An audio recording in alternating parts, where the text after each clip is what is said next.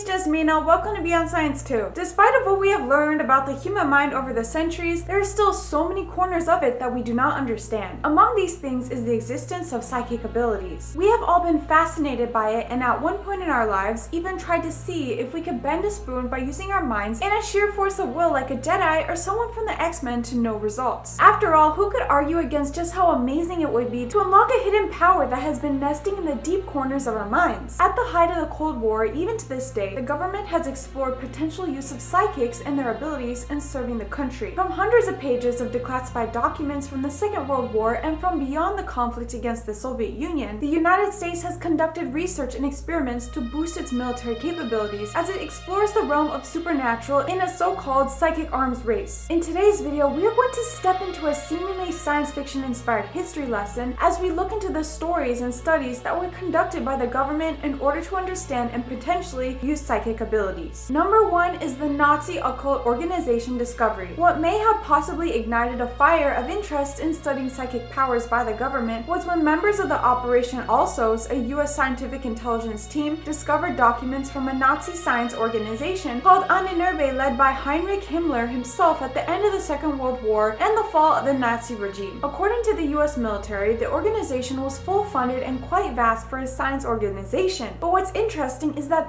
organization had a branch that is devoted entirely to the study of occult science, from black magic to enhancing abilities in extrasensory perception. Himmler was known for being a fanatic when it comes to the supernatural and the occult, and believed that the Nazi regime was a mandate from the gods. On his orders, SS officers and Nazi soldiers raided occupied territories of artifacts and items that are said to have supernatural powers or are of occult origins. Museums were heavily hit, especially those in Poland and Ukraine, scouring the world for esoteric texts and even legendary items such as the Holy Grail and the Spear of Destiny, the blade used to pierce the side of Christ. The organization were completely relentless in their pursuit. The recovered documents from the organization would have been discarded, but when the US intelligence discovered that the Soviet Union also unearthed a similar cache in their raids, the government almost immediately put its scientists and experts to work in researching and experimenting the psychic powers and abilities. Number 2, the Cold War psychic arms race. The US government's research did not fully take off until the 1950s, after rumors began to spread like wildfire that the Soviet Union is developing experiments in mind control. This fear was even made real when a video was released of American POWs were filmed reciting communist propaganda. Annie Jacobson, an investigative journalist, writes, "We look back to the video and say now, that's ridiculous, you can't brainwash someone. But it certainly looked that way when you watch those old black and white images of those POWs." In order to one-up each other, both the Soviet Union and the US relied on the cache of Ananurbe documents they discovered in 1975. Poring over notes and studies, both sides discovered that the documents even had entries on experiments conducted on the prisoners of Nazi concentration camps. Experiments that pushed and tested the limits of the human body to the extreme. Popularly known as the MK Ultra, the CIA-backed study on mind control began in 1953 and stretched on until the 1960s as a means to find a way to counteract the threat of Soviet mind control on the American public. MK Ultra was a program that had several unorthodox methods of gathering data, some of them involving dosing chemical agents such as LSD and acid to an unsuspecting American public. While MK Ultra became a crucial part in history in terms of understanding the psychic arms race between the US and the Soviet Union, the methods it employed gained ire of many officials, and the concerned members of the public was promptly shut down after a decade. Next up is remote viewing. Perhaps one of the most intensive studies ever made by the US government in psychic research was an idea called remote viewing. After the termination of MK Ultra in the 1960s, psychic research was resurrected in the 1970s and was named Project Stargate. It was one of the US's most influential experiments in the realm of psychic abilities. Remote viewing is an ability termed by the CIA for the skill to locate targets from a distance, as well as looking into sealed documents or fortified buildings without having to open an envelope. By merely using a psychic's innate ability, the government will be able to acquire what they need. In one of their studies, the CIA managed to send a written message to a subject who was situated in a different building. Remarkably, the subject was able to read the message word for word without physically seeing the note. Another experiment conducted by the remote viewing was when CIA researchers had a shielded computer screen with a series of 1s and 2s on screen. Similar to the written note experiment, their test subject was able to replicate the series of numbers without seeing the monitor. Number 4, mind members and telekinesis. Apart from remote viewing, researchers in the Stargate project also looked into tapping tapping into the potential of telekinesis, an ability where properties of objects are altered or manipulated by psychic energy. This was partly brought about by the appearance of one man named Uri Geller, a stage magician who had reported to be able to bend metal spoons using only the power of his mind. In a declassified document on the Project Stargate, it showed that the CIA and the US government provided funding for experiments and testing regarding Geller's unique ability, and the results even stunned the researchers most skeptical of scientists in the most controlled setting. Other than Geller, the government and the CIA also looked for other psychics with similar skills and found a young boy, a 13-year-old named Steven. He was brought in accompanied by his parents for tests because Steven was able to bend aluminum objects with his mind. In a different experiment, a man named Jean-Pierre Girard was discovered to have the ability to change the thickness of a strip of metal without needing to bend it out of shape. Next up, Project Stargate and beyond. Known by different names such as Gondola Wish and Grove Flame, Project Stargate was one of the US government's most popular voyages into studying psychic abilities. As mentioned earlier, Stargate delved into studies such as remote viewing in order to give the US government and the CIA a leg up against the Soviet Union in the Cold War, as well as studying extraordinary human psychic abilities that allow their subjects to manipulate physical objects without touching them. Established in 1978 and terminated in 1995, Stargate basically investigated the potential use of what they called the psychic phenomena in military and domestic intelligence as well as security. In fact, Project Stargate was so influential that officials who were aware of its existence showed much support in its potential. One such supporter was certain Major General Stubblebine, who, after being convinced of the reality of this psychic phenomenon and its varieties, ordered his commanders to put their soldiers into leading how to bend spoons with their minds. Stories have even circulated that the Major General himself tried to unlock his psychic potential by conducting studies on himself, such as attempting to walk through a solid wall. By the time Project Stargate was wrapped up and terminated, thousands of remote viewing tests have been conducted with varying successes. Regardless though, the US government pulled the plug on Stargate, deeming it to not likely benefit the US military and intelligence departments in the long run, and that ESP would not provide any useful data to military and intelligence operations, especially in highly sensitive assignments. In 2014, it was discovered that the US Office of Naval Research dedicated $3.85 million to research precognition and how it can potentially and predict enemy movements even before an attack. Inspired by battlefield reports that some soldiers have exhibited sixth sense, especially during an incident in 2006 when Staff Sergeant Martin Richburg prevented an impoverished explosive from going off at a public cafe by supposedly using his intuition. With the funding in today's technology, the project was given 4 years and is still continuing on to this day. What they will find once the research and studies have concluded, we can only guess. So that's all I have for you guys today.